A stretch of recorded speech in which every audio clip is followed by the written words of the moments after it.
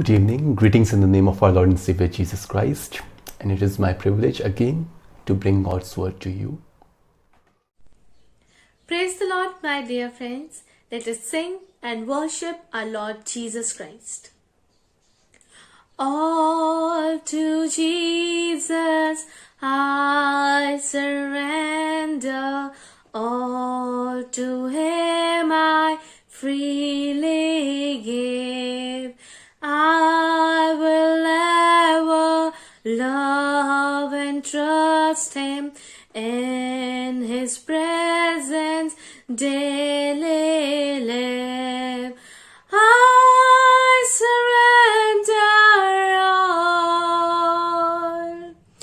I surrender all to Thee, my blessed Savior. I surrender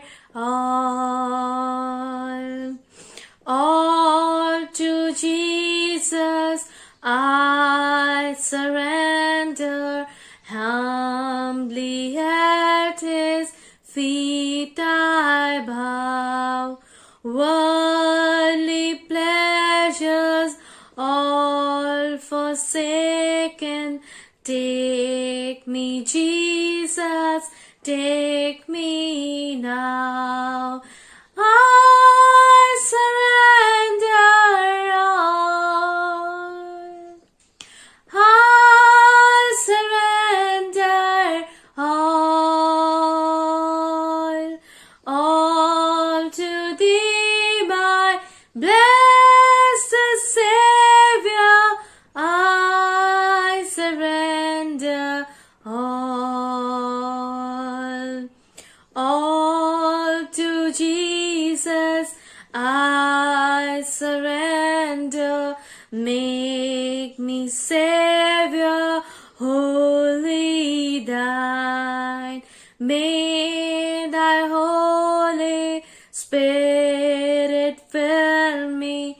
May I know Thy power divine. I surrender all. I surrender all to Thee, my blessed Savior. I surrender all. I surrender all, hallelujah. I surrender all, hallelujah. I surrender all, hallelujah.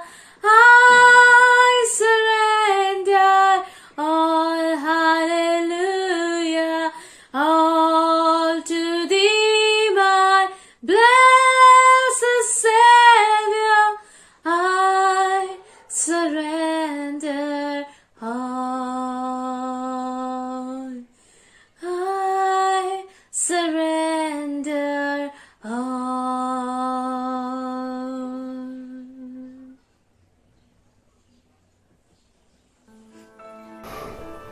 Christian morality. Christian morality is the highest and purest of all. We live in the age of sexual violence, where no woman is safe. Every morning we wake up to those heartbreaking news of rapes, of adults, teenagers, children, and even infants. We live in the age of media, commercial ads and movies that serve sensuality, which our minds feed upon. Be it deodorants or wristwatches, the companies think that they cannot sell their products without sensuality, without objectifying women. Filmmakers attract audience using the bait of vulgar and obscene postures.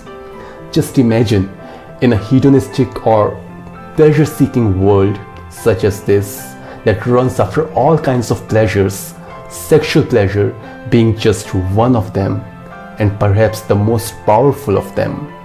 How odd these words of Jesus sound.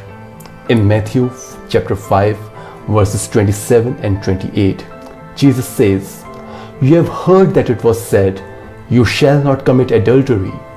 But I say to you that everyone who looks at a woman with lustful eyes has already committed adultery with her." You visit to any country, various myths of various cultures of various countries around the world will tell you tales of various gods and goddesses consuming intoxicating drinks, enjoying sexual pleasures, and who are driven by human passions. The moment you read about them, you know that they are created out of the imagination of the fallen mind of the fallen human beings who have the same passions and desires as they have. Their gods are crafted after their own image and likeness, and they are like them, sinful. But the God of the historical Bible stands in contrast to all of these. A perfect and holy God who is devoid of human passions. He becomes a human being in the person of Jesus, is tempted the way we are tempted, and yet remains undefiled by the sins and passions of human beings. While other moralities and systems of thought tell us what we must do outwardly, Jesus does not simply tell us, "You shall not commit adultery," outwardly, that we don't go around having physical relationships with whoever we wish to, or that we do not go around molesting and raping others. He puts our moral obligations to a higher plane, on a higher plane, by telling us that we must not even think about committing adultery when he says, "He who looks at a woman with lustful eyes has already committed adultery with her." Jesus demands purity not just in our outward actions, but also in the innermost being of an individual.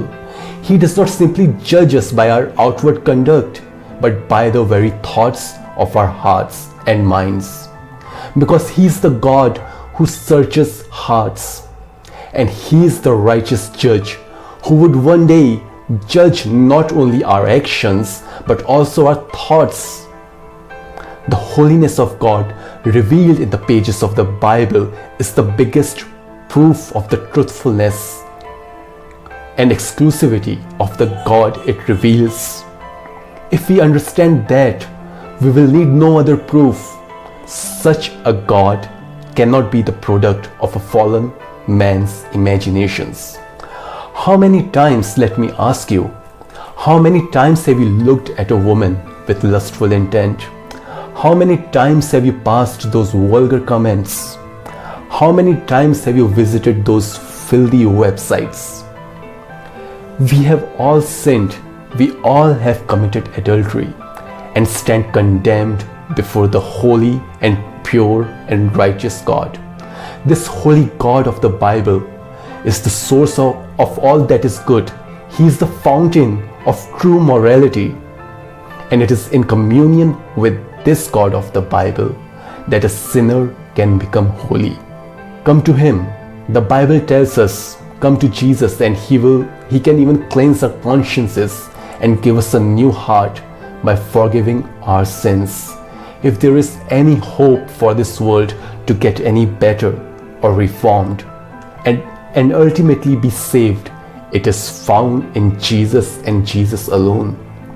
Jesus alone is that light which can heal this world stricken and smitten by darkness. May God bless us all. Let us pray.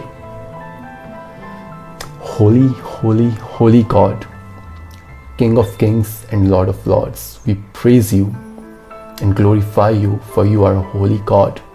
But you are also the God who demands holiness from us. And we have failed badly, Lord, and we stand condemned before you. We ask for forgiveness, we beg for forgiveness, we rush to the foot of the cross where the blood of Jesus was shed for the forgiveness of our sins. We pray, Lord, help us and wash us in the blood of your Son. Cleanse our consciences, that we may walk in the newness of life. Give us the heart of flesh, a new heart, which is pure in its thoughts, which thinks the thoughts that you have. Forgive us, O Lord, and glorify yourself in us. In Jesus' name we pray. Amen.